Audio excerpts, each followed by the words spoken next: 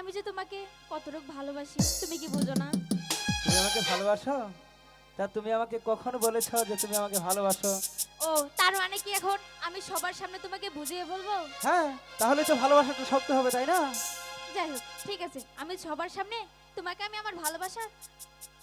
ঠিক আছে, বলো। আমার হৃদয় একটা আয়না, হ্যাঁ। সেই আয়নায় তোমার মুক্তি ছাড়া কিছুই দেখা যায় না। তাহলে তো ভালোই। ও